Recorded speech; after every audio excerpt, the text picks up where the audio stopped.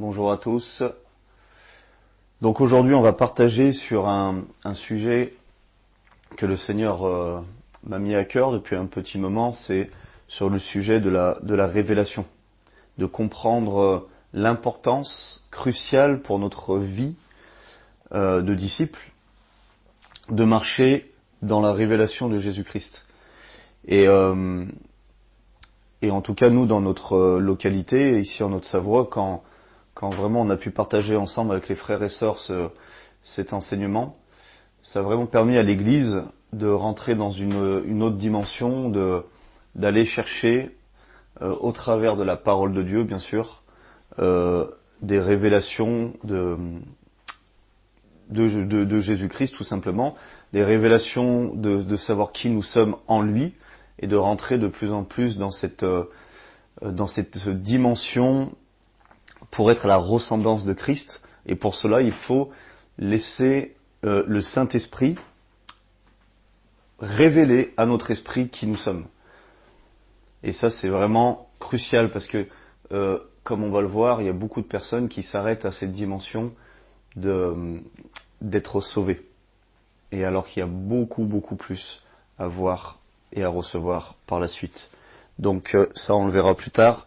Donc déjà, pour casser des forteresses un peu qu'il y a dans le corps du Christ, ces forteresses sont là par rapport aux différents ministères. Et on a l'impression que les ministères qui a été donnés par Dieu pour son Église, c'est vraiment des hommes ou des femmes qui doivent tout faire et qui ont une onction spéciale pour faire des choses que les autres ne peuvent pas faire. Et cela est faux parce que les ministères ont été créés, donnés par Dieu pour édifier et équiper l'Église. Donc c'est bien pour montrer aux autres qu'ils sont capables de le faire, mais c'est pour les aider à rentrer dedans. Et vous allez comprendre pourquoi je vous dis ça. Donc par exemple, si on prend l'exemple de l'évangéliste, par rapport à cette dimension d'aller évangéliser, témoigner, apporter la bonne nouvelle autour de nous, sans dire tout de suite d'aller dans les rues avec un groupe, même si cela est bon, mais déjà de pouvoir être un témoin vivant à chaque jour. Et ben il y en a qui vont avoir cette pensée que seuls les évangélistes doivent faire cela dans l'Église. Et alors que cela est archi faux. L'évangéliste, il est là justement pour activer, équiper, motiver le corps du Christ pour que cette dimension-là soit vécue tous les jours et aussi en tant qu'Église. Donc ça c'est un premier exemple. Deuxième exemple, c'est par rapport à la prophétie. Paul nous exhorte, nous encourage qu'on puisse tous prophétiser dans nos temps d'église, tous prophétiser, d'exhorter, d'encourager, de donner des paroles qui viennent directement du Seigneur pour l'église, pour les frères et sœurs, et aussi peut-être pour d'autres personnes, qui sera plus des paroles de connaissance ou de sagesse, mais il y a des forteresses aussi dans le corps du Christ où ça, c'est que les prophètes qui doivent prophétiser, et alors que non, vraiment la parole nous emmène à vivre cette dimension en tant que disciples, aussi dans chaque temps d'église par exemple.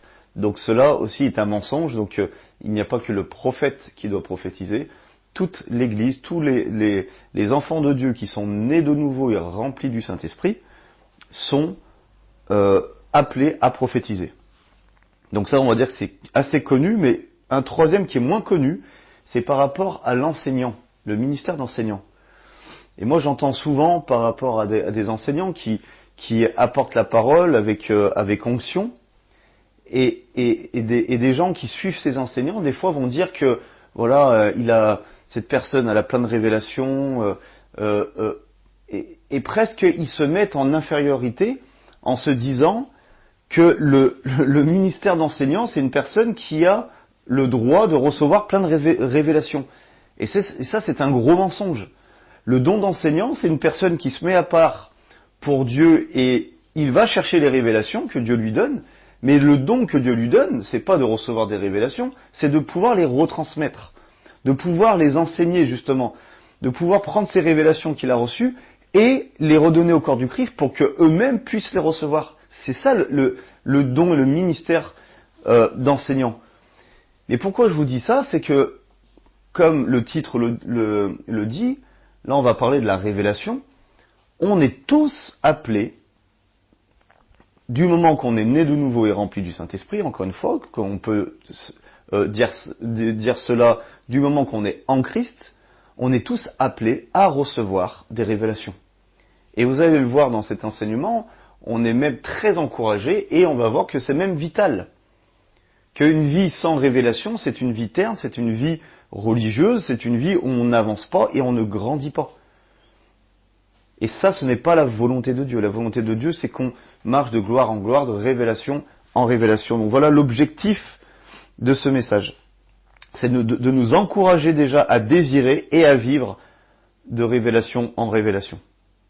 Et on va voir aussi, cela va nous emmener à la fin avec un défi de changer notre manière aussi de voir la Bible, de la lire, et aussi de notre perception de Dieu et de notre propre identité en Christ. Voilà un peu le thème de ce message. Donc, pour commencer, doucement, pour comprendre la révélation,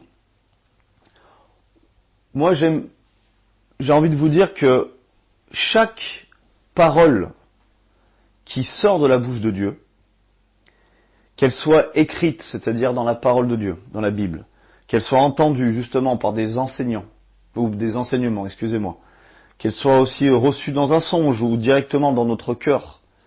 Chaque parole qui vient véritablement de Dieu, cette parole, elle sera toujours porteuse de vie. La parole de Dieu est toujours porteuse de vie. D'accord? Et si on va le voir, si on creuse un peu les Écritures, on voit que cette vie va venir nous éclairer.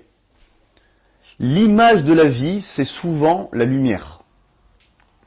Et je ne sais pas si vous avez vu une fois qui est une vidéo qui est vraiment tournée dans les réseaux sociaux, une petite vidéo de 2-3 minutes qui montrait un spermatozoïde qui rentrait dans un ovule, et du moment qu'il y avait cette, on va dire ce cheminement qui s'est fait, du moment que le spermatozoïde est rentré dedans, il y a un flash dans l'ovule, et c'est extraordinaire.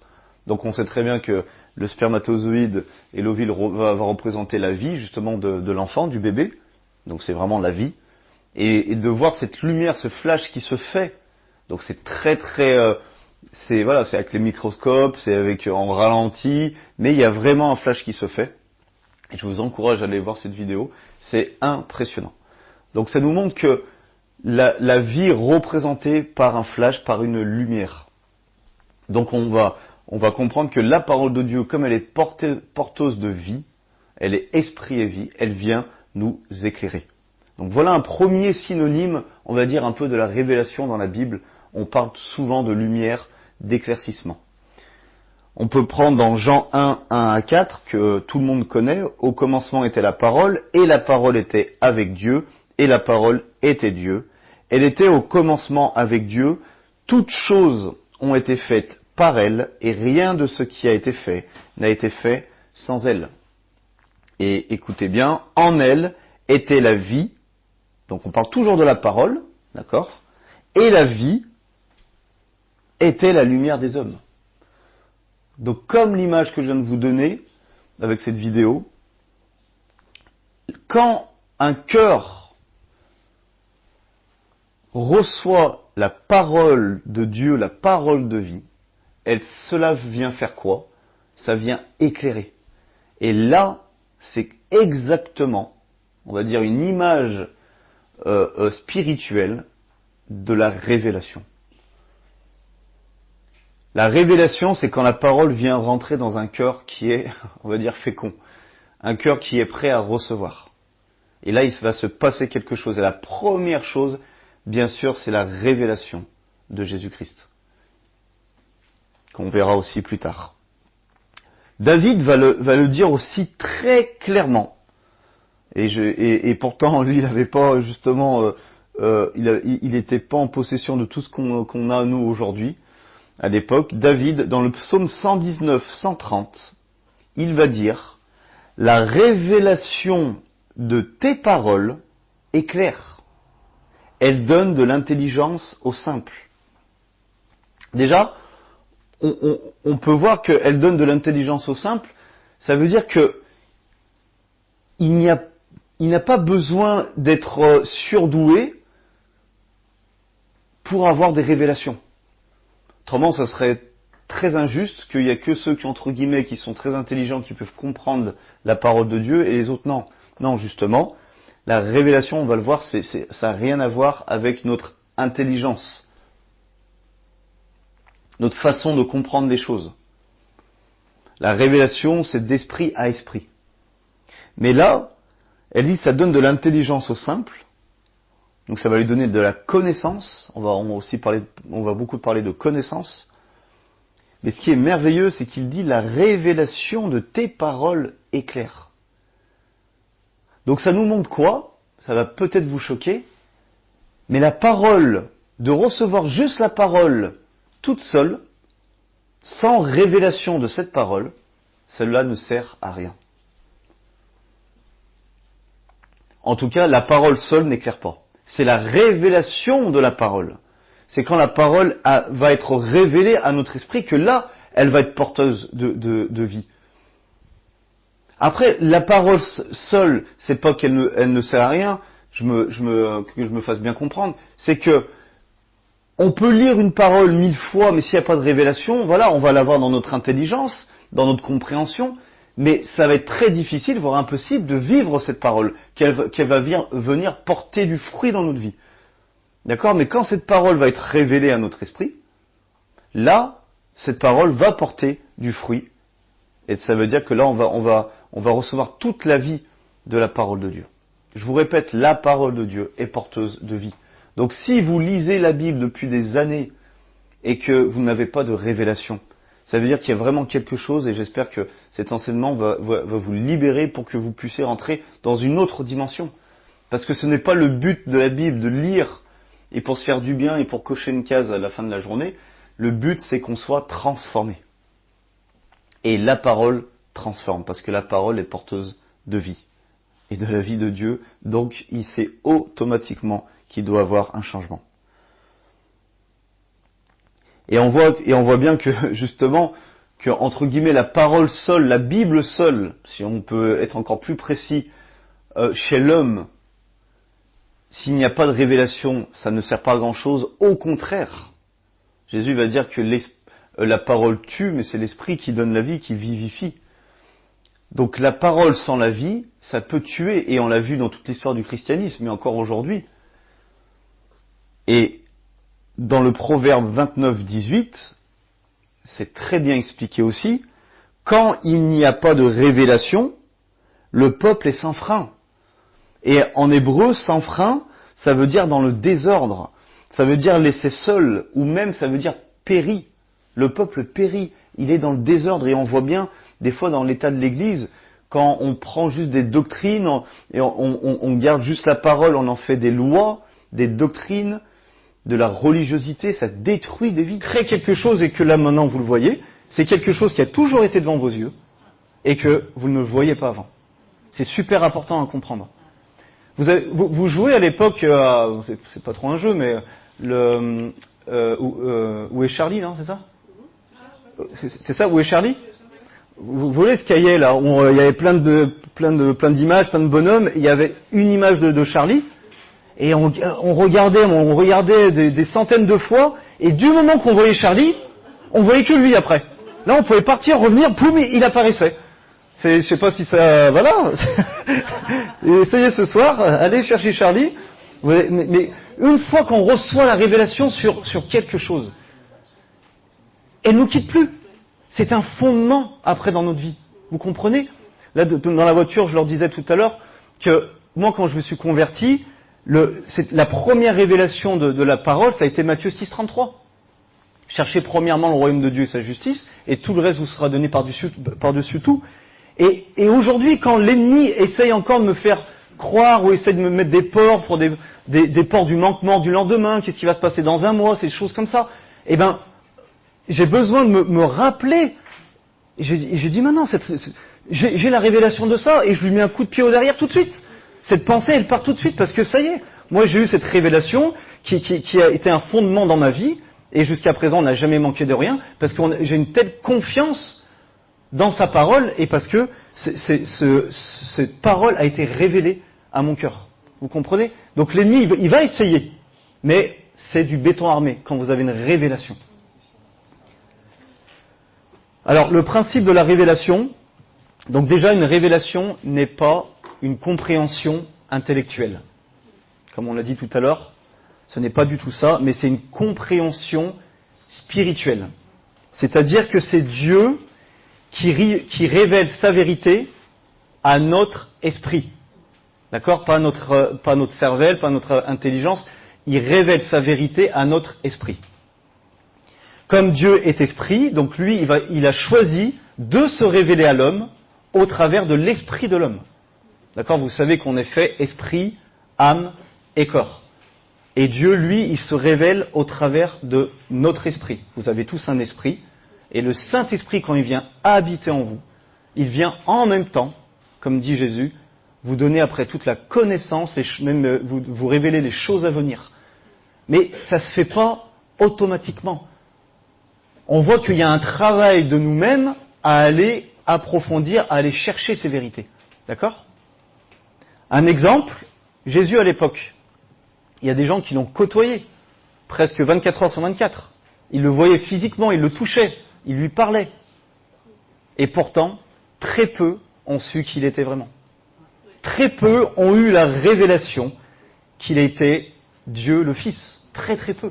Et d'ailleurs, c'est quand les disciples ont eu cette révélation que Jésus a dit, ça y est, mon œuvre est achevée.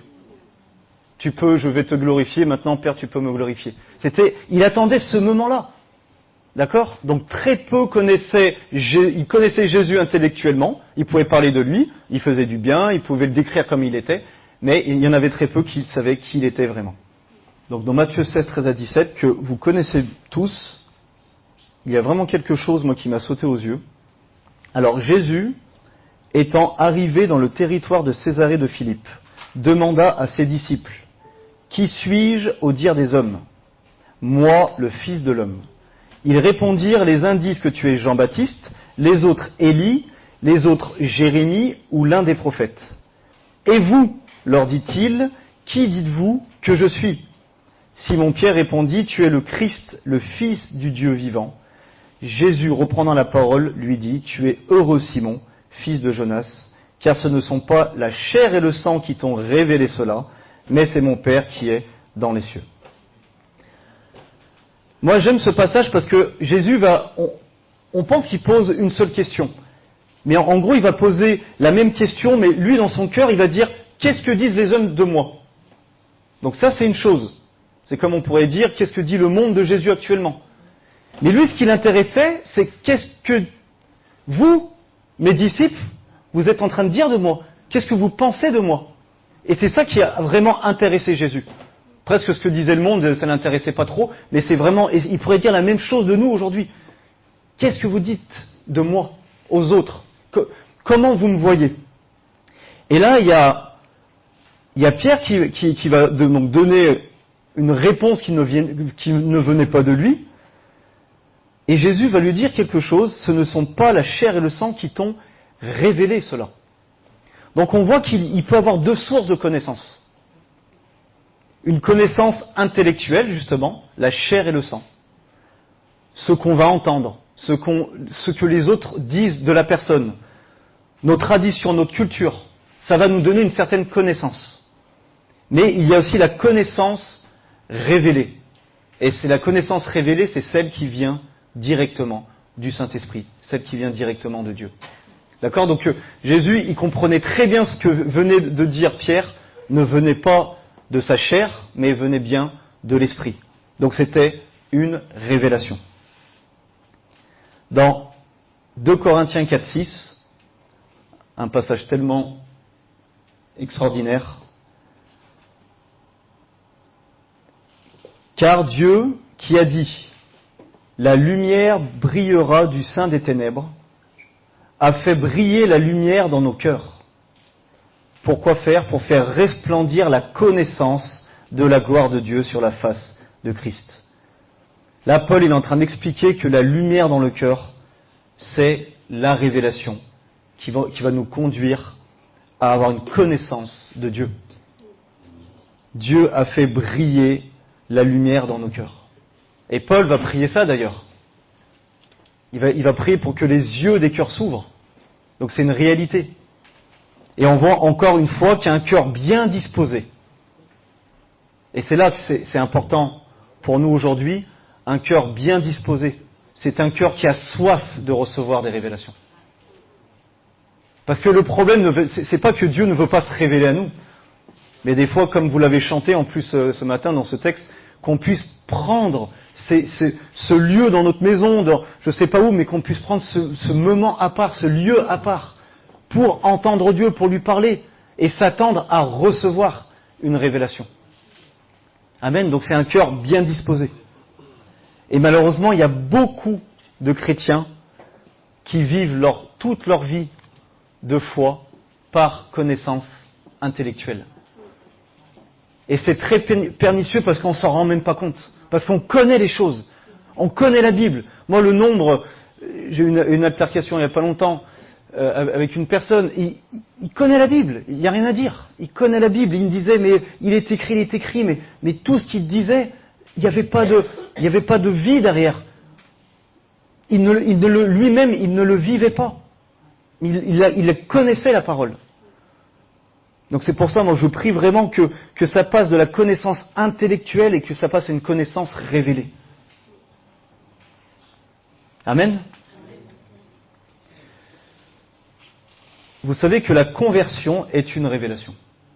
C'est dans Galates 1, il y a plusieurs passages, mais moi j'ai pris Galates 1, 11 à 12. Ça c'est Paul qui parle. Je vous déclare, frères, que l'évangile qui a été annoncé par moi n'est pas de l'homme, car je ne l'ai ni reçu ni appris d'un homme, mais par une révélation de Jésus-Christ. Vous imaginez quand même Paul, je crois qu'à l'époque c'était l'homme le plus instruit de toute la panoplie des pharisiens de l'époque, et c'est même lui qui va dire, il mettait toute sa connaissance intellectuelle comme de la boue par rapport à la révélation de Jésus-Christ.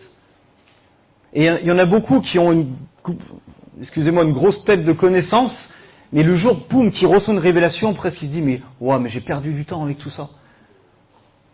De marcher de révélation en révélation, vous allez voir que si vous dépendez de ça, ça va être ça votre fondement de toute votre vie après. La connaissance intellectuelle, vous allez connaître les choses, mais vous allez vivre ce qui a été révélé à votre esprit. Et Paul l'a vraiment expérimenté. Il va dire aussi dans Acte 26, 18, encore un autre synonyme de la révélation, quand il va expliquer la prière, comment Jésus lui a parlé, il va dire, donc c'est Jésus qui parle à Paul, afin que tu leur ouvres les yeux, pour qu'ils passent des ténèbres à la lumière, et de la puissance de Satan à Dieu, pour qu'ils reçoivent par la foi en moi le pardon des péchés et l'héritage avec les sanctifiés. Voilà encore une image par rapport à la mission que Paul et que nous avons. Nous avons cette mission d'emmener ceux qui sont dans les ténèbres pour qu'ils puissent passer à la lumière. Et pour cela, ils ont besoin d'une révélation. Tous ceux qui sont là ici, et moi y compris, si un jour on s'est repenti et on a pu faire, comme nous on explique ces 3 pas, ça a commencé par une révélation. Entre guillemets, les fausses conversions, il n'y a pas de vraies ou de fausses, mais vous me comprenez, c'est qu'il y a eu de la connaissance, il y a eu quelque chose qui a touché l'âme de la personne, mais s'il n'y a pas de révélation de Jésus-Christ, moi je crois qu'il n'y a pas de repentance. Et j'ai eu justement, entre guillemets, une révélation par rapport à le passage qu'on parle le plus entre nous, c'est Acte 2, 37, 38, quand je crois qu'il dit, c'est là, 37 ou 38, il dit, ils ont eu le cœur vivement touché. C'était... Il y en a, quand ils ont le cœur vivement touché, ça y est, on va leur dire, ils sont chrétiens, c'est fini. Non, ils ont eu le cœur vivement touché. Pourquoi ? Parce que là, Pierre, il était en train d'annoncer l'évangile, de parler de Jésus, Et les 3000, moi je crois en tout cas, qu'ils ont une révélation. Mais là, après, ils disent à Paul, on doit faire quoi maintenant? Donc la révélation de Jésus-Christ doit emmener à la repentance. Et Pierre va dire, repentez-vous, soyez baptisés, etc. Donc le cœur vivement touché. Pourquoi? Ouvre-leur les yeux, qu'ils passent des ténèbres à la lumière. Et je crois encore quand un cœur est touché, comme l'image, comme on a vu là, du spermatozoïde et de l'ovule, je crois qu'il y a un flash qui se passe dans le cœur. Il y a vraiment un toucher de Dieu, la vie, la lumière qui se passe dans le cœur de la personne. C'est beau de voir cette image. Hein. Et vraiment, que le Seigneur nous apprenne aussi, au travers de l'intercession, à intercéder pour les cœurs. Moi, vraiment, je vous encourage à étudier ça, à en parler entre vous. L'intercession, commencez à bénir les cœurs, commencez à déclarer que les yeux des cœurs s'ouvrent chez votre fils, fille, vos voisins, les collègues de travail, et vous allez voir. Parce que tout se passe ici. Amen. Et on voit à la fin de ce passage, il dit pour le pardon des péchés et l'héritage avec les sanctifiés. Et un des dangers qu'il y a dans le corps du Christ, c'est qu'il y en a qui sont vraiment sauvés, remplis de l'esprit, mais ils s'arrêtent ici. Ils s'arrêtent à la révélation qu'ils sont sauvés. Et on va voir que le but du Saint-Esprit dans toute notre marche ici-bas, c'est d'apprendre quel est notre héritage. Parce que autrement on aurait besoin qu'une révélation, et ça nous suffirait. Non, on a besoin de révélation en révélation, parce que plus Christ est révélé en nous, plus nous savons qui nous sommes. Et je vous promets que quand on sait qui on est en Christ, toutes les petits plans du malin qui veut nous mettre sur notre chemin, je peux vous dire qu'on ne tombe plus dedans. Parce que quand vous savez qui vous êtes, l'ennemi il a plus trop de force, il a plus trop d'endroits pour vous taper. Donc ça marque, ça demande des révélations. On connaît, je crois, tout le monde les promesses de Dieu dans la Bible. On les connaît. On va les proclamer, mais un jour, il va se passer quelque chose. Et là, presque la foi, ça va être facile. On n'a plus besoin de galérer. Voilà, on va le vivre, ça va être assis en nous, dans notre esprit. Et là, on va commencer à recevoir notre guérison par rapport à la demande qu'on a fait au Seigneur, parce qu'il y a une révélation, parce qu'il y a eu ce flash qui s'est passé. Matthieu 4, verset 4, Jésus répondit, « Il est écrit, l'homme ne vivra pas de pain seulement, mais de toute parole qui sort de la bouche de Dieu. » C'est pour ça que je vous dis que ce message est crucial, est important dans le corps du Christ, parce que, en gros, si on ne se nourrit pas de la parole, et comme on a vu au début, la parole toute seule ne suffit pas, c'est la révélation de la parole qui nous fait grandir, qui nous fait rentrer à l'image de Christ, à la ressemblance de Christ. Il faut que, moi je veux que ça devienne vital dans nos vies, dans vos vies, et dans ma vie. L'homme ne vivra pas seulement de pain. On a besoin de vivre de révélation en révélation. On a besoin d'ouvrir la Bible, de dire Seigneur, révèle-moi ta parole.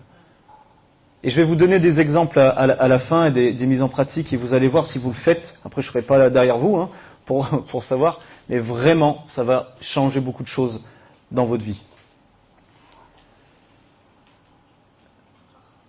2 Rois 6, 15 à 17. Encore un exemple extraordinaire avec Élisée, je crois. Vous voyez, c'est bon? Regardez. Le serviteur de l'homme de Dieu se leva de bon matin et sortit. Quand vous lisez la Bible, essayez de vous imaginer la scène, c'est super intéressant. Et voici une troupe entourait la ville avec des chevaux et des chars.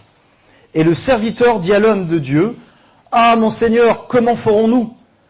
Combien d'entre nous, et je me mets dedans, quand il y a une situation qui arrive, on dit la même chose. Seigneur, là, il n'y a pas de solution. Vraiment, Seigneur, je regarde, là, regarde mes comptes. Regarde mes comptes, regarde ce que je dois payer. » Non, mais vraiment, c'est une réalité. Et on dit pareil, ah, Seigneur, comment je vais faire? Et il répondit, ne crains point, car ceux qui sont avec nous sont en plus grand nombre que ceux qui sont avec eux. Et là, le serviteur, il dit, ouais, c'est bien ce que tu me racontes. Et Élisée pria et dit, Éternel, ouvre ses yeux pour qu'il voie. Et l'Éternel ouvrit les yeux du serviteur qui vit la montagne pleine de chevaux et de chars de feu autour d'Élisée. Waouh. Amen. Voilà le principe de la révélation. Quand on est contre un mur, on n'arrive plus à avancer, pour une maladie, pour un problème dans notre famille, n'importe quoi. Et là, le Seigneur, vraiment, au lieu de se plaindre, et tous les jours, de murmurer contre Dieu, ou d'aller se plaindre vers les frères et sœurs, eh ben, Seigneur, ouvre mes yeux pour que je vois.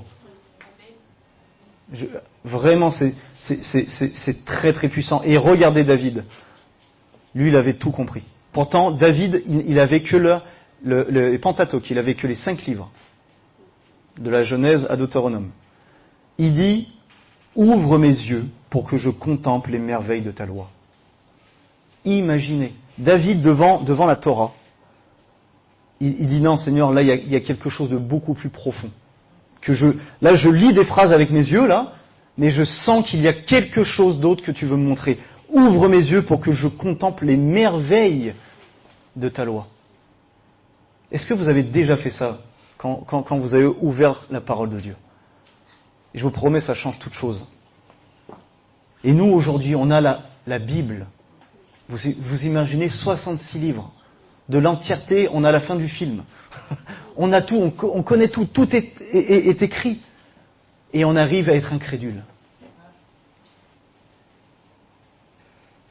Si vraiment on commence à rentrer, on dit Seigneur, vraiment ce matin, je suis en train d'être un peu mis au défi, mais maintenant quand j'ouvre ta parole, faites-lui cette prière. Moi je sais que je la fais tous les jours. Même avant d'ouvrir la parole, je dis Seigneur, révèle-moi encore aujourd'hui. Révèle-moi ce que tu veux me montrer dans ta parole. Et vous allez voir, vous n'allez pas lire vos 12 chapitres par jour, fait cocher, ça y est, j'ai lu ça. Je dis pas que c'est mauvais, mais moi je veux vous emmener à une dimension plus grande. Ça veut dire que même vous prenez un verset. Si ce verset est révélé à votre esprit, vous allez voir que ce verset va vous emmener à une 50aine d'autres versets dans la parole. Et là, la révélation va commencer à grandir. Quand vous entendez un enseignement, attendez-vous, pareil, avant qu'un enseignant vous enseigne, Seigneur, viens te révéler. Des fois, un enseignant, il va parler pendant 1 heure, mais peut-être une phrase. Ça va être la révélation de l'enseignant, ça va être la vôtre. On ne doit pas dépendre des révélations des autres. Il faut que ça devienne la nôtre. Et quand ça devient la nôtre, là on va commencer à la creuser, l'approfondir, et là on va aller à un niveau plus loin. Moi j'aime quand j'enseigne quelque chose, ou quand je fais un disciple, et que ce même disciple, des semaines après, il me dit ouais, ce que tu m'as dit la dernière fois, regarde ce que j'ai compris, poum, il est parti plus haut que moi. Je dis waouh, c'est trop beau quoi. Vous comprenez? Parce qu'une révélation ouvre après à d'autres révélations. Parce qu'on n'aura pas toute la révélation de la parole de Dieu, en tout cas de Dieu sur terre, et même pendant toute l'éternité. Ok pour cela? Maintenant, un peu moins drôle. Oh, non, mais c'est pour vous aider. On va voir les obstacles à la révélation. Alors, bien sûr, il y en a plein. Comme on a dit, l'incrédulité, un manque de connaissances, tout ça. Moi, j'en ai pris que 3. Le premier, 2 Corinthiens 4:4, et ça c'est une réalité, encore une fois pour l'intercession, mes amis, c'est une clé. Pour les incrédules dont le Dieu, avec un petit d, de ce siècle a aveuglé l'intelligence. Mais il ne parle pas de l'intelligence intellectuelle, mais afin qu'ils ne voient pas, donc là on parle des yeux spirituels, afin qu'ils ne voient pas briller la splendeur de l'évangile de la gloire de Christ qui est l'image de Dieu. Donc l'ennemi, il fait quoi lui? Il sait très bien comment ça se passe dans le cœur de l'homme. Il sait très bien qu'un homme, quand il reçoit ce flash, après presque il est foutu. Et bien lui, il est en train d'aveugler les cœurs. Il aveugle. Et j'ai envie de vous dire que l'application, ce n'est pas que pour notre voisin ou pour les personnes qu'on connaît, mais c'est aussi dans l'Église. Prions pour l'Église, prions pour nous et prions pour les frères et sœurs. Parce que des fois, on a l'impression dans nos vies, où on voit dans la vie d'un frère ou d'une sœur, c'est pas un jugement, mais on voit qu'il y a quelque chose, il y a un blocage, il y a un aveuglement. Il y a un manque justement, on dit mais Seigneur, et pourquoi elle n'arrive pas à avoir cette révélation par exemple? Eh bien commencez à intercéder pour que le Dieu de ce siècle, que Satan lâche ce cœur, et que toute forme d'aveuglement maintenant disparaisse dans le nom de Jésus. Le but de l'aveuglement, c'est pour qu'on ne puisse pas voir briller l'évangile, la bonne nouvelle, la révélation de Jésus-Christ, qui est l'image de Dieu. C'est son seul but. Mais par contre, il va autoriser à aller à l'église. Il va autoriser les gens, allez-y, faites plein de choses. Faites des conférences, allez. Mais par contre, moi, je vous aveugle le cœur. Donc ça, c'est le plus gros obstacle. C'est l'ennemi qui aveugle l'intelligence des gens. Le deuxième, comme vous le pensez bien, c'est la religion. Pourquoi la religion ? Alors pas la bonne religion dans Jacques, parce que il y a quand même le mot religion dans la Bible, dans le Nouveau Testament, une seule fois, mais c'est avec le vrai sens, d'accord ? Ça parle de sacrifice et d'adoration à Dieu, donc ça n'a rien à voir. C'est pas d'aller dans un lieu et de respecter des lois. Pourquoi la religion ? Justement parce que la religion, elle va imposer des lois et des règles qui va empêcher tout simplement la foi. Donc si on vit sous des lois et des règles, on n'a pas besoin de révélation. Parce qu'on a juste besoin de suivre des lois et des règles. Donc c'est terrible. Ça empêche les gens, donc bien sûr de marcher par la foi, mais on va voir que la révélation, c'est le commencement, ce flash-là va permettre après à vivre par la foi. Donc si on coupe la révélation, les personnes n'ont pas besoin de marcher par la foi. Galates 3:12, il dit « Or, la loi ne procède pas de la foi ».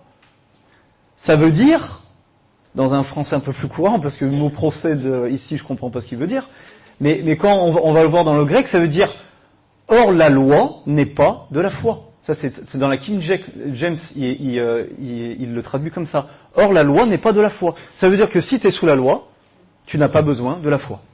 Tout simplement. C'est puissant quand même de comprendre que, or, la loi ne procède pas de la foi. Donc la loi fonctionne par l'effort humain. La foi par l'écoute de Dieu. Et ce verset, vous connaissez tous, Romains 10:17. La foi vient de ce qu'on entend, et ce qu'on entend vient de la parole de Dieu. Rappelez-vous cette parole qui est porteuse de vie et qui vient nous éclairer. Donc si on n'a pas besoin de vivre par la foi parce qu'on est sous des lois, eh ben c'est sûr que les personnes qui restent dans cette religion, ils ne grandissent jamais. Parce que c'est pas le fait d'écouter plein d'enseignements ou de lire 3 fois la Bible complète par an qui va vous faire grandir, c'est d'avoir la révélation de sa parole qui nous fait grandir. Donc on pourrait dire, donc j'aime pas mettre des étapes, mais on pourrait dire vraiment que la foi va naître de la révélation, parce que la foi vient de la parole de Dieu, de l'écoute de Dieu au travers de sa parole. Et donc Galates, Paul il va dire encore autre chose, pour encore confirmer tout cela.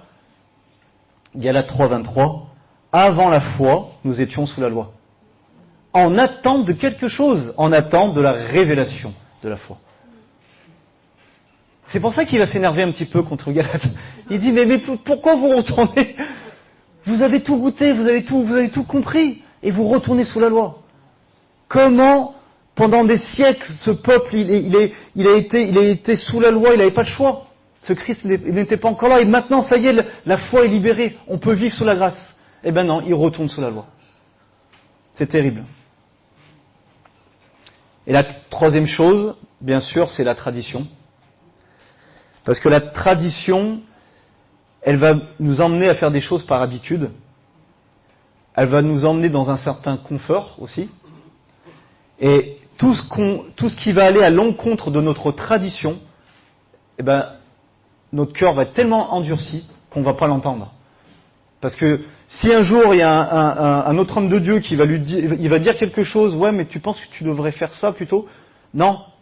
Hop, ça touche à ma tradition. Eh ben, tout de suite, les oreilles sont fermées. Donc le cœur est fermé. Et la révélation est nulle. Et Jésus va aller plus loin. Matthieu 15:6, il va dire, vous annulez ainsi la parole de Dieu au profit de votre tradition. mes amis, le nombre de personnes baptisées d'eau, baptisées du Saint-Esprit, qui tombent dans une tradition religieuse. Au début, peut-être que c'était un plan de Dieu, c'était vraiment une direction de Dieu, et cette direction va devenir une tradition. Du coup, on va être de moins en moins sensible à la voix de Dieu. Le cœur va s'endurcir. Un cœur endurci, c'est pas une personne mauvaise. Hein. Un cœur endurci dans la Bible, c'est un cœur qui n'entend plus Dieu. C'est ça un cœur endurci. Donc le cœur va s'endurcir. Et petit à petit, on va tomber dans un ronron et on va vivre dans nos traditions. Et là, on bloque la révélation. C'est pour ça, veillons nous. Hein, je parle pour nous aussi. Hein. La religion, je crois qu'on essaye en tout cas de s'en éloigner de plus en plus. Mais la tradition nous pend au nez tout le temps. Tout le temps. Donc c'est pour ça il faut renouveler à chaque fois. Seigneur, montre-moi, parle-moi, révèle-moi. Pour pas tomber, nous en Haute-Savoie, mais j'essaye de jamais faire la même chose, j'essaye de toujours renouveler les choses pour pas tomber dans une espèce de tradition. C'est vraiment important. Et une réalité qu'on peut voir, et ça c'est triste, mais beaucoup de croyants vivent d'imitation en imitation. On va imiter le ministère, on va imiter le frère, on va imiter la foi de l'autre, on va imiter la révélation de l'autre. Et je sais, hein, peut-être on est tous passés par là un moment, et moi-même, hein, c'est sûr, hein, mais de vivre, d'imiter l'autre. Quand on est avec le corps du Christ, on se sent bien, on sent qu'on a la foi, mais quand on est tout seul, on sent qu'on n'a plus rien.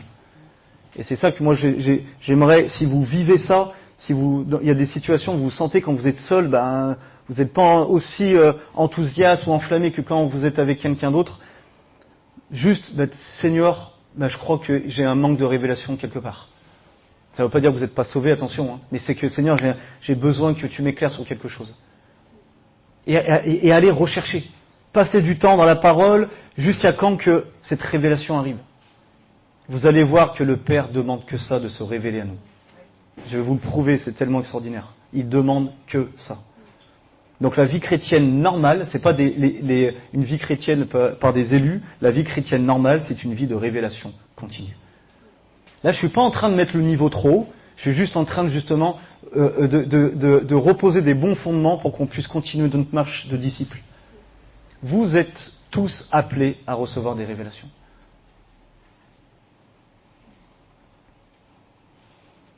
Et un verset pour résumer un peu tout ce qu'on vient de voir, c'est dans 2 Corinthiens 3, de 15 à 18. Jusqu'à ce jour, quand on lit Moïse, jusqu'à ce jour, c'est bien sûr Christ, un voile est jeté sur leur cœur. Encore une fois, encore une autre image de l'aveuglement. Mais lorsque les cœurs se convertissent, donc le convertir en grec c'est se tourne au Seigneur, le voile est quoi? Est ôté. Révélation. Or, le Seigneur, c'est l'Esprit. Et là où est l'Esprit du Seigneur, là est la liberté. Mais, mes amis, ceux qui sont dans la religion, on voit leur visage, ils ne sont pas libres. La révélation va vous faire rentrer dans la liberté du Christ, la liberté de l'Esprit. Nous tous, dont le visage découvert reflète la gloire du Seigneur, nous sommes transformés en la même image. Voilà le but. De gloire en gloire par l'Esprit du Seigneur. Et moi j'ai envie de dire de révélation en révélation, de gloire en gloire. Et ça c'était une transition maintenant pour parler justement du rôle du Saint-Esprit dans la révélation. Parce que bien sûr c'est crucial de comprendre le rôle du Saint-Esprit. Et on va finir par ça. Et on va étudier 1 Corinthiens 2. On va prendre plusieurs passages, on va essayer de lire ces versets et d'en tirer quelque chose. Alors 1 Corinthiens 2,9. Mais comme il est écrit, et écoutez bien, enfin lisez bien, ce sont des choses que l'œil n'a point vues, que l'oreille n'a point entendues, et qui ne sont point montées au cœur de l'homme. Des choses que Dieu a préparées pour ceux qui l'aiment. C'est beau ça. Déjà, on peut souligner que il y a une réalité divine qui n'est pas accessible. et que cette réalité, elle sera accessible que uniquement par révélation. Donc quand le Saint-Esprit va venir nous la révéler à notre esprit. Donc ça veut dire que là, le cœur, l'œil n'a point vu, l'oreille n'a point entendu. Donc là, on parle des 5 sens, d'accord? Et on voit qu'il y a une dimension qui ne peut être accessible que par révélation. Et qui sera bien sûr au-delà de nos 5 sens, de nos sens naturels. Et il dit que des choses que Dieu a préparées pour ceux qui l'aiment. Et vous savez tous que le commandement de Dieu le plus connu, si on peut appeler ça un commandement, pour moi c'est une révélation justement, c'est aime ton Dieu de tout ton cœur, de toute ton âme, de toute ta pensée, etc. Et ça c'est un parfait exemple. Parce que la parole nous montre et nous demande, nous dit, tu dois aimer Dieu. Ok, super. Mais on sait qu'on regarde les Écritures, qu'on ne peut pas aimer Dieu sans recevoir une révélation qu'il nous aime. Vous voyez l'importance? C'est pour ça qu'il dit des choses que Dieu a préparées pour ceux qui l'aiment. Ça ne veut pas dire qu'on doit se forcer à l'aimer parce que ça ne va pas marcher. Mais ça veut dire qu'il y a une dimension de Dieu qui est accessible que par révélation. Et la première, c'est d'avoir la révélation de l'amour de Dieu pour nous. Et quand on a une révélation que Dieu nous aime, là on va pouvoir marcher déjà dans ce, entre guillemets, ce premier commandement, de commencer à aimer Dieu. Non pas en se forçant, mais parce que son amour en nous va tellement déborder que là on va être capable de pouvoir l'aimer. Non pas par notre chair, par nous-mêmes, mais par son esprit. Donc ça c'est un premier exemple déjà de la révélation qui va nous permettre d'avancer et de vivre une vie encore plus proche de Dieu. Ensuite, 1 Corinthiens, donc la suite, 1 Corinthiens 2, 10 et 12 à 12. Donc c'est toujours par rapport au rôle du Saint-Esprit. Et il continue, Dieu nous les a révélés par son Esprit. Car l'Esprit sonde tout, même les profondeurs de Dieu. Qui donc, parmi les hommes, connaît les choses de l'homme, si ce n'est l'Esprit de l'homme qui est en lui? De même, personne ne connaît les choses de Dieu, si ce n'est l'Esprit de Dieu. Or, vous, nous n'avons pas reçu l'Esprit du monde, mais l'Esprit qui vient de Dieu, afin, et écoutez bien, afin que nous connaissions les choses que Dieu nous a données par sa grâce. Là, Paul il est en train de nous donner une de ses plus grandes révélations, c'est de dire que le Père désire se révéler à ses enfants. Parce que si ce ne serait pas son désir, il n'aurait pas envoyé l'Esprit de Dieu en nous, justement, qu'il est en train de dire, pour aller sonder même les profondeurs du cœur de Dieu. Donc il va nous donner son Esprit, pour qu'on puisse, comme on l'a dit tout à l'heure, connaître les choses que Dieu nous a déjà données par sa grâce. Et on revient sur l'héritage. Et ça, c'est d'actualité pour nous, et surtout dans ce monde qui est en train d'être de pire en pire. Si on ne connaît pas par révélation qui nous sommes, quel est l'héritage que le Seigneur nous a légué, et comment on peut le vivre, ça va être très compliqué de tenir et de marcher par la foi dans ces temps de la fin. Donc le Seigneur désire et veut se révéler à ses enfants. Qui croit parmi vous? C'est qui croit qui a reçu l'Esprit de Dieu? Levez la main. J'espère tout le monde, hein.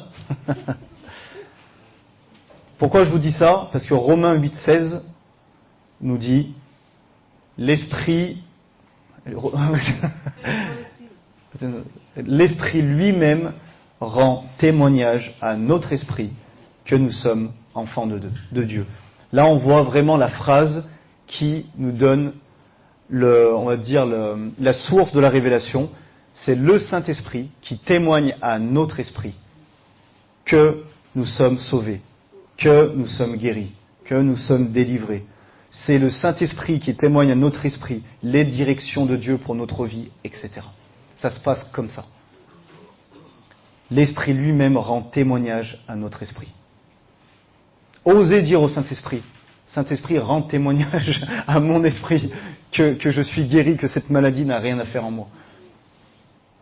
Que mon fils sera sauvé, etc. Viens rendre témoignage à mon esprit pour que je puisse avoir une révélation de ça. Ça, c'est vraiment la révélation. Comment ça se passe? Parce que les échanges entre Dieu et nous se font d'esprit à esprit, non pas de l'intellect ou par les émotions. C'est d'esprit à esprit. Et justement, comme on disait, malheureusement, que de marcher dans la connaissance intellectuelle ou au travers d'une religion ou d'une tradition, jamais cela va nous révéler les bienfaits que Dieu nous a déjà donnés. On voit les gens, ils tournent en rond pendant des années, ils ne grandissent pas, ils ne vivent rien d'autre parce que justement, la révélation est coupée à la source. Donc gardons-nous de cela. Et la fin, dans 1 Corinthiens 2, 14 et 16. Mais l'homme naturel n'accepte pas les choses de l'Esprit de Dieu, car elles sont une folie pour lui. Et il ne peut les connaître parce que c'est spirituellement qu'on en juge. L'homme spirituel, au contraire, juge de tout, et il n'est lui-même jugé par personne. Car qui a connu la pensée du Seigneur pour l'instruire? Or, nous avons la pensée de Christ. Amen. L'homme naturel, ce n'est pas que les non-croyants, malheureusement. On peut être dans l'église, mais être une personne religieuse, légaliste, et ne pas recevoir les choses de l'esprit.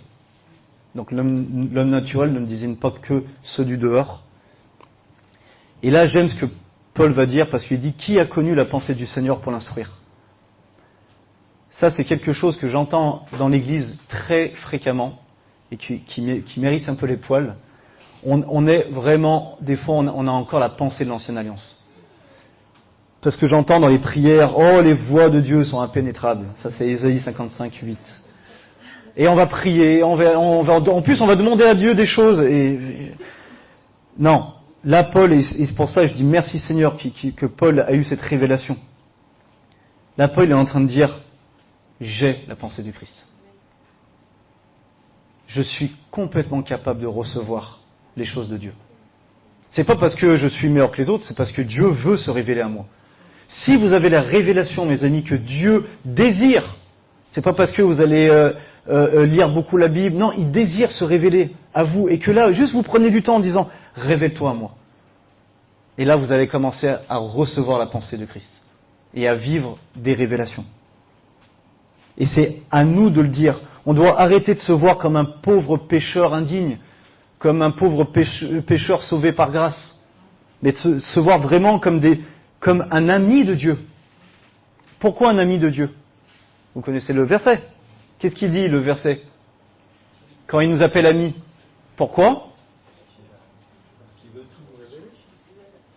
Amen. Regardez, dans Jean 15, 15, dites que je suis ami de Dieu, pas un pauvre pécheur sauvé par grâce.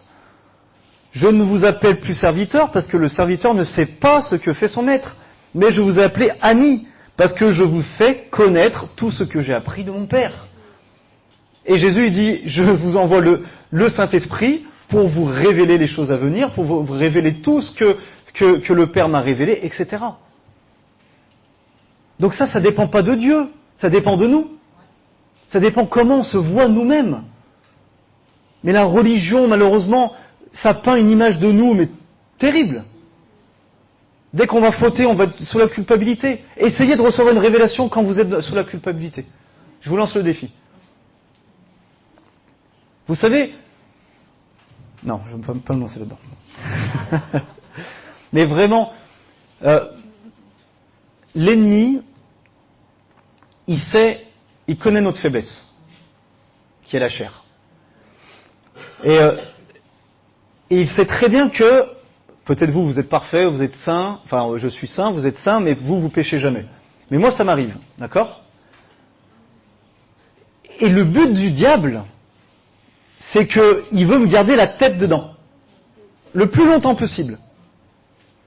Parce que quand tu es sous la culpabilité, tu vas plus parler de Jésus, tu vas même plus parler à Dieu, donc tu vas surtout pas recevoir de révélation, donc tu vas rester dans dans un tourbillon où là, tu regardes ton nombril et tu regardes presque ton ancienne vie. Et c'est pour ça que Hébreux 4.16 est arrivé, quand le Seigneur est dit, quand justement, courez, si c'est quoi le verset, il n'est pas noté, si quelqu'un peut le lire. Hébreux 4.16. Parce que je veux pas bâcler les mots.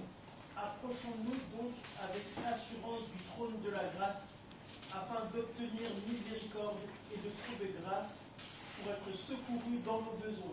Amen. Vous voyez, le diable, lui, il veut vous laisser très loin de Dieu, à vous soi-disant, c'est pas de la repentance, mais vous le laisser dans la culpabilité pendant X temps. La parole nous dit, parce que quand on a besoin de miséricorde, c'est qu'on a fait une petite bêtise. Hein. La parole nous dit, courez vers Dieu. Courez dans ses bras. Courez dans ses bras d'amour, et voilà. Vous savez, quand la parole nous dit, demande, il faut demander pardon à Dieu, et on sait qu'il va nous pardonner. Mais je ne sais pas vous, mais quand vous demandez pardon à Dieu, mais vous êtes parfait, vous ne demandez pas pardon à Dieu parce que vous n'avez rien à pardonner. Mais quand je demande pardon à Dieu, c'est pas pour qu'il me pardonne. Donc c'est pourquoi on demande pardon à Dieu alors? Pour bénéficier de son pardon, mais plus dans la technique, il se passe quoi du coup? Ça purifie notre conscience. Donc c'est pour sortir de la culpabilité. Donc en gros, Dieu, il dit pas, tant que tu ne demandes pas pardon, tu vas garder avec cette pensée de péché. Non. Il dit, viens vers moi, demande-moi pardon, entre guillemets, parce que tu sais que je t'ai déjà pardonné. Donc moi, quand je demande pardon à Dieu, c'est pour justement pas rester une seconde de plus dans cet état de culpabilité qui m'éloigne de tout mon héritage et de tout mon être, quoi. De qui je suis en Christ. Amen. Et ça, c'est une révélation. C'est pas d'être orgueilleux, hein.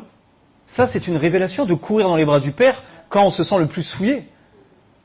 Parce que toute notre être entier, la religion nous dirait de faire le contraire.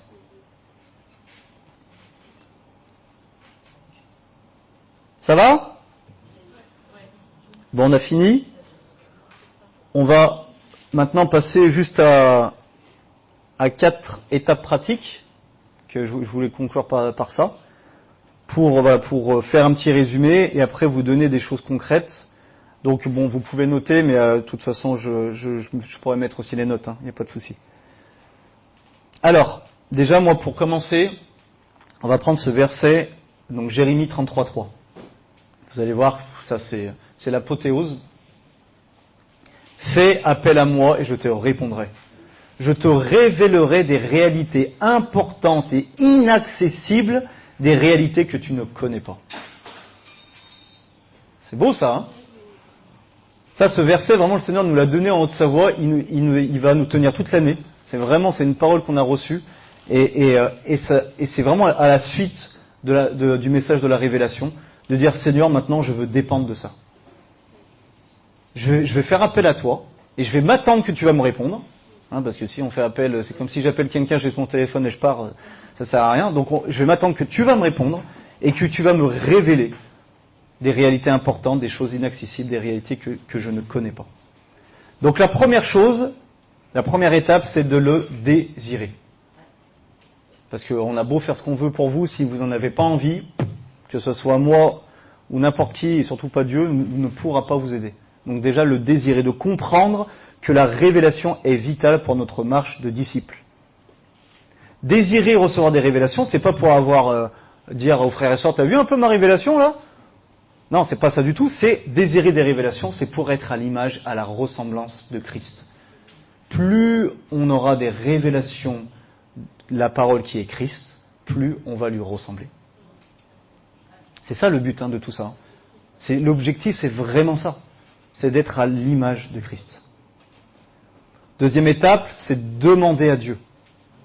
Désirer, mais maintenant oser demander à Dieu. Et regardez la prière que Paul va faire. Et c'est un exemple pour nous. Éphésiens 1, de 16 à 18. Je ne cesse de rendre grâce pour vous, donc il prie pour l'église d'Éphèse. Je fais mention de vous dans mes prières, afin que le Dieu de notre Seigneur Jésus-Christ, le Père de gloire, vous donne un esprit de sagesse et de révélation dans sa connaissance. Et il continue qu'il illumine les yeux de votre cœur pour que vous sachiez quelle est l'espérance qui s'attache à son appel, quelle est la richesse de la gloire de son héritage qui réserve aux saints. Amen. Donc priez cela pour vous-même et priez-le pour l'Église. Priez pour le corps du Christ. Priez pour votre localité, pour l'Église locale, pour qu'on reçoive un esprit de sagesse et de révélation. Et encore une fois, pour qu'on ait de révélation dans sa connaissance, afin que quoi ? Qu'on comprenne tout l'héritage que Dieu nous a laissé. Ça sert à ça. Troisième point, prier en esprit. Pourquoi ? Parce que la Bible dit quand on prie en esprit, c'est notre intelligence demeure stérile, et c'est l'esprit qui parle et qui prie au travers de nous. Et comme on l'a vu tout à l'heure, c'est le Saint-Esprit qui témoigne à notre esprit. Donc prier en esprit en s'attendant à recevoir des révélations. Prier en esprit en s'attendant à recevoir vraiment une pensée, une parole de Dieu dans notre cœur. Et vous allez voir ça aussi, Paul le faisait. Il dit, je le fais même plus que vous tous. C'est pas pour rien. Il le faisait pour vraiment alimenter la connaissance de Christ en lui, la révélation. Et ensuite, demeurer dans la parole. Bien sûr, parce que la parole sera le canal principal par lequel Dieu nous parle et nous transforme. Et vous savez, je ne l'ai pas dit, mais c'est logique, mais la première étape, c'est quand même de comprendre. Parce que si vous lisez la Bible en chinois, vous avez beau avoir le Saint-Esprit et demander des révélations, ça ne va pas marcher. On est bien d'accord. Donc, comprendre est la première étape. Quand vous faites un disciple, parlez à son niveau. Parlez avec des mots faciles. Pas pour qu'il ait une révélation, mais au moins qu'il comprenne. Après, c'est le Saint-Esprit, en lui, dans sa recherche, qui va l'aider à avoir une révélation. Mais il faut parler au niveau de la personne. Si vous commencez à utiliser des mots compliqués, ça va pas aller. Même si votre message est parfait et nickel, hein, mais mettez-vous au niveau de la personne. Et on le voit dans Matthieu 13, 19. Lorsqu'un homme écoute la parole du royaume et ne la comprend pas, le malin vient et enlève ce qui a été semé dans son cœur. Vous imaginez ? Quand la personne ne comprend pas la parole, le malin, là, il a accès pour l'enlever. À croire que quand il la comprend, là, c'est plus difficile. Ça veut dire qu'elle est tombée dans le cœur. Après, vous connaissez la parabole, après il y a des ronces, des épines, mais au moins elle est tombée, c'est déjà bien. Si elle met 10 ans à pousser, elle mettra 10 ans, mais au moins elle est tombée. Mais s'il ne la comprend pas, elle est tombée à côté. Donc elle ne sert à rien. Ok ? Ça va ? Vous êtes prêts pour le défi quotidien ? Yes. Pas de souci. Alors, au niveau de la compréhension, Oui. Jésus avec ses disciples, Oui. il ne leur parlait pas directement, il utilisait Des paraboles, ouais. des paraboles et il Ouais. ne comprenait pas les disciples. Donc, pourquoi Jésus, est-ce que c'était pour attiser leur désir de compréhension ? Est-ce Alors- que pour attiser cette recherche, en fait, Alors, de questionner je ne sais pas s'il faisait ça exprès pour ses disciples. En tout cas, il le faisait exprès pour Israël. Ça, il le dit clairement. Là où je te dis, je ne suis pas sûr, c'est que dans Jean 16 à la fin, avant la prière de Jésus, justement, Jésus va dire, enfin les disciples vont dire, enfin tu ne parles plus en parabole avec nous. Alors que Jésus la phrase qu'il va dire, il l'a dit, allez faire une recherche, il le dit au moins 15 fois avant. C'est que eux, là d'un coup, ils ont eu une compréhension autre de ce que Jésus voulait dire. Moi je crois que Jésus à ses disciples, il n'a pas pu être plus clair de ce qu'il a été. Il leur disait, je vais mourir, je vais mourir, je vais ressusciter. Il leur disait tout, mais c'est eux qui comprenaient pas. Mais je crois qu'à ce moment-là, il y a eu une compréhension justement de la parole de Jésus. Et Jésus va dire au verset d'après, enfin, vous croyez. D'accord ? Donc on voit que le fait qu'ils comprenaient pas, alors qu'Israël, là il faisait exprès. Parce qu'il voulait, le but c'était pas que Israël reconnaisse qu'il était roi, parce que autrement vous connaissez bien l'histoire, autrement nous on serait pas là, et il devait passer par la croix. D'accord ? Donc je pense que c'est important, nous aujourd'hui qui avons le Saint-Esprit, et surtout la différence entre l'époque de Jésus et la nôtre, maintenant le Saint-Esprit est librement envoyé dans tous ceux qui veulent l'accepter. Donc nous, on n'a plus besoin de parler en parabole avec les gens. On doit se mettre à leur niveau, mais donner la parole de Dieu. D'accord? Donc pas en parabole, mais en parlant la parole. Ok? Donc le défi quotidien, premier, au lieu de lire de grandes quantités, prenez un seul verset ou passage sur un sujet qui vous préoccupe. La guérison, la joie, la paix, ce que vous voulez. Moi j'ai fait une étude sur la bénédiction. Vraiment pendant des mois, j'ai demandé sur internet que tous les versets où le mot bénédiction et le mot béni ou bénir apparaît dans la Bible. Ça m'a fait une grande liste de versets et j'ai fait que ça pendant X temps, à lire les versets un par un et à noter sur un papier les versets qui me touchent. Et je me suis fait un cahier comme ça et là c'est d'une puissance. Et de ça d'ailleurs est sorti un enseignement que j'ai donné au Bénin, que j'ai pas encore donné au Haute-Savoie, vraiment qui est super puissant, mais qui vient à la suite justement du message de la révélation. Parce que la bénédiction, c'est pareil. On dit, ouais, je suis béni, mais ouais. Des fois on se rend compte qu'on ne vit pas la bénédiction. Ok, donc prenez du temps à étudier, à aller chercher, dire Seigneur, révèle-moi. Moi, dans mon cœur, je voulais que Jean 17, la prière de Jésus, je savais qu'il y avait, vous le savez, il y a des choses tellement importantes et de bénédiction à les choper dans la prière de Jésus. Et j'ai passé pareil un temps juste à lire verset par verset et dire au Seigneur qu'il me révèle les paroles que Jésus parlait au Père. Vous savez, la religion a pris le Notre Père pour exemple de prière. Mais prenons Jean 17 comme exemple de prière. Là, Jésus, déjà, il ferme même pas les yeux, déjà. Il lève les yeux au ciel, il parle à son Père. C'est extraordinaire. Mais c'est trop beau. Prions comme Jésus. Ok, donc, lisez moins de quantité si vous n'avez pas le temps. Si vous lisez de grandes quantités, mais prenez un temps avec peu, mais en allant chercher la révélation. Donc, méditez-le, demandez à Dieu de vous le révéler, très important. Demandez, vraiment. Faites cette prière. Osez demander. Osez ouvrir la bouche en disant Seigneur, révèle-toi à moi maintenant au travers de la parole. Révèle-toi. Notez la pensée ou la révélation que vous recevez. Ok. Et c'est là qui est super important dans l'église locale, soyez prêts à partager cette révélation avec la communauté, avec l'église. Ne gardez pas ça pour vous. Vraiment, si on aurait des temps d'église où tout le monde partagerait une révélation, on vivrait vraiment des temps merveilleux, parce que la parole dit, il est meilleur à donner qu'à recevoir, d'accord? Mais le fait de recevoir, d'être en recherche de révélation, déjà pour nous, mais aussi pour bénir le corps du Christ, vous allez voir que ça va aussi déclencher quelque chose. Et même si vous pensez que c'est bête, même si vous pensez que tout le monde l'a reçu, et que on dit non mais moi j'ose pas parce que je sais que les autres ils l'ont. Non, partagez-la. Parce que ça devient la vôtre. Et comme ça devient la vôtre, maintenant vous allez pouvoir la mettre en pratique, vous allez pouvoir la vivre. Donc partagez avec vos frères et sœurs ce que Dieu vient de vous donner. D'accord? Et Paul va le dire, et ça je l'avais jamais vu, dans 1 Corinthiens 14, 26, que faire donc frères, lorsque vous vous assemblez, les uns ou les autres parmi vous ont-ils un cantique, une instruction, une révélation, une langue, une interprétation, etc.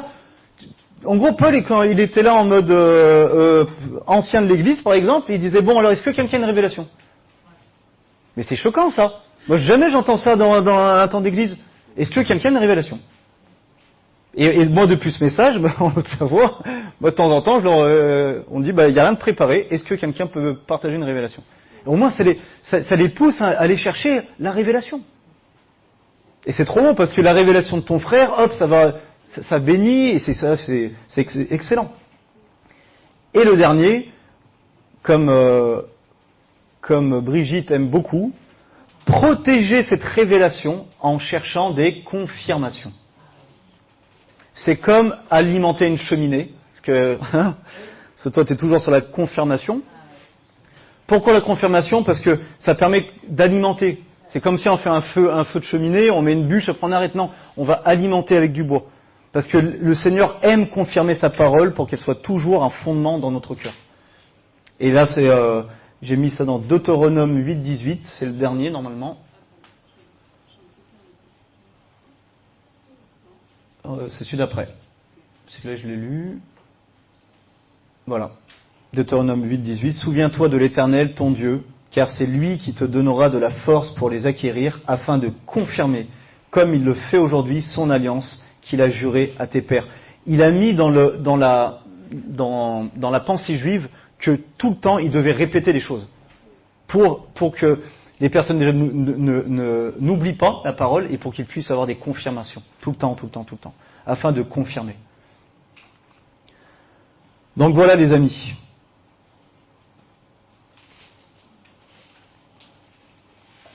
On peut... à bientôt.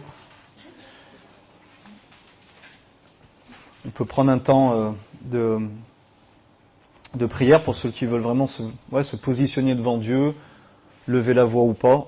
Mais j'aimerais qu'on prenne un temps par rapport à ce qu'on vient d'entendre. Qu'on ait ce désir, cette révélation, ce changement dans notre vie. Papa, vraiment, on veut te glorifier. On veut te remercier parce que tu es un papa qui nous aime tellement. Et tu ne veux pas nous laisser dans notre état actuel. Tu veux jour après jour qu'on soit transformé en l'image de ton Fils, qu'on soit à la ressemblance de Jésus-Christ, Seigneur, et tu nous as donné ce merveilleux don qui est ton esprit. Et Seigneur, on va encore avoir justement une nouvelle révélation du rôle du Saint-Esprit en nous. Seigneur, on veut être assoiffés jour après jour, Seigneur, de dire « Ah, mais Seigneur, merci, ça fait 1000 fois que je lis ça. » Et là, ça vient d'être révélé à mon cœur. Seigneur, qu'on soit assoiffé de dépendre de ta parole, dépendre de la révélation de la parole qui nous éclaire. Papa, vraiment, je veux bénir maintenant et relâcher dans tous mes frères et sœurs qui sont là présents, relâcher maintenant un esprit de révélation au nom de Jésus. Seigneur, que cet esprit-là les conduise jour après jour, de gloire en gloire à l'image de Jésus-Christ. Père, je prie maintenant que toute forme de rituel avec ta parole, toute forme de tradition, toute chose qu'on fait tous les jours et depuis des années et qu'on voit qu'il n'y a pas de fruit. Seigneur, je prie qu'il y ait un renouveau maintenant dans la vie de mes frères et sœurs.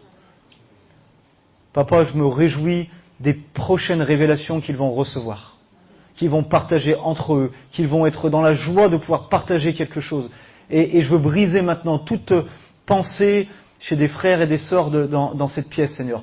Des pensées, Seigneur, qui se disent qu'ils ne sont pas capables, qu'ils ne sont pas dignes, qu'ils ne méritent pas, ou qu'ils ne connaissent pas assez la Bible. Seigneur, je brise maintenant ces pensées au nom de Jésus. Parce que ces pensées viennent directement du diable, du malin. C'est un mensonge. Seigneur, je veux le libérer maintenant et déclarer dans leur vie qu'ils ont la pensée de Christ. Merci, Seigneur. Merci, Seigneur. Convainc les cœurs, Seigneur. Convainc les cœurs de mes frères et sœurs qui ne doivent plus dépendre de leur connaissance intellectuelle, mais qui doivent dépendre de toi et de toi seul. Merci, Papa. Merci pour ce renouveau. Merci pour cette page qui se tourne. Merci, Seigneur, pour ce nouveau départ. Merci, Seigneur, encore pour tout ce que tu vas faire dans nos vies, au travers de ta parole. Seigneur, que je veux prophétiser dans la vie de mes frères et sœurs que tous ceux qui sont en attente d'une promesse qu'ils ont lue dans ta parole, tous ceux qui sont en attente de quelque chose, maintenant que je prie par révélation, qu'ils reçoivent la révélation de cette parole et que ce qu'ils demandent soit réalisé, exaucé dans les jours à venir au nom de Jésus. Merci, Père. Merci, Papa. Comme l'a dit mon frère tout à l'heure, il te faut 1 seconde pour faire un miracle. Mais nous, des fois, il nous faut des années pour avoir la révélation. Merci, Père. Nous te glorifions. Je bénis encore mes frères et sœurs ce matin. Vraiment, je les bénis dans leur cœur, dans leurs pensées, dans leur corps aussi. J'éloigne de leur vie toute forme de maladie. J'éloigne de leur vie toute forme de dépression. Au nom de Jésus-Christ. Seigneur, j'annule toute parole qui a été lancée, qui a été dirigée contre leur vie et leur futur. Je brise maintenant ces paroles. Je déclare que tu transformes la malédiction en bénédiction, parce que tu les aimes. Merci, Papa.